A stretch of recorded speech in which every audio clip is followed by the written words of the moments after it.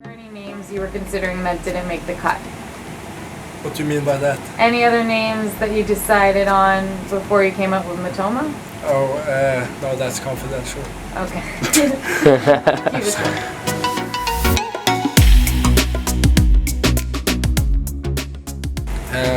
Like I started listening to hip hop when I was 6 years old, and I liked it, like old school hip hop.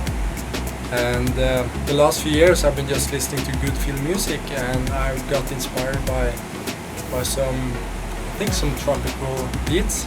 Not that typical tropical, but more the Ibiza, how do you pronounce it still? Ibiza? Ibiza. Ibiza. Yeah, you know, in Norwegian we say Ibiza. Yeah, so I listen to a lot of like the chill vibe music, like the island music and reggae music, all like good film music that have that tropical island type of sound into it.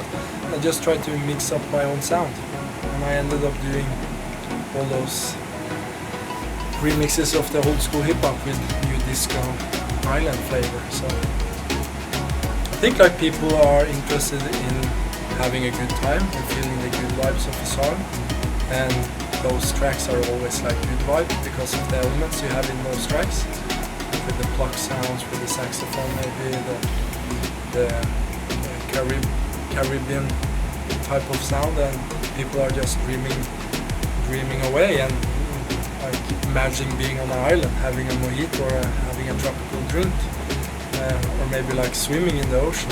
When you can make music that you can use to everything, like if you know what I mean, you can use it to, if you are like at school, if you are working out, if you are at work, if you are at the party, after party, pre-party, then you have created something that is like unique and it's easy to listen to. And then I think I've done something magical. I have chosen this approach because the Hakuna Matoma, like the organic album, because it's more like a playlist that will grow, but the concept is having it like an album. But it's just to connect with the fans and connect with the people that listen to my music, and building a bigger fan base, and to have a more easily way to share your music with your fans or with the people that listen to your music, like SoundCloud, or because my music got discovered on SoundCloud, so I think like it's important to keep the concept of have easy access to my music, and I will always update. Like for example, if I'm doing a big concert and I want to share a track, then I don't have to wait sharing it as an album or as an EP or as a single. I can just release it into the playlist, and that's like why I want to do it. Warren G, Ice Cube, Exhibit, Dr. Dre, Snoop Dogg, all like the NWA, all those guys. Zed's remix of Why We're Gonna Be So Good.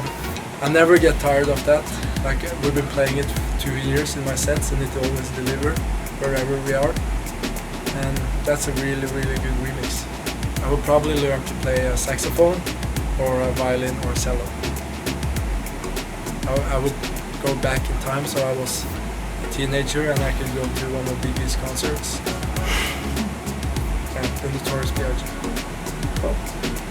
I did like a collaboration with him through Atlantic, the whole thing back, but it would be cool to meet him personally and say that he is one of my biggest inspirations. I think like she really likes it. She actually, like when I released Everything Is Nice with Wale and Popcorn, she called me and said like, oh, this is a really, really nice song, and I've been jamming to it all day.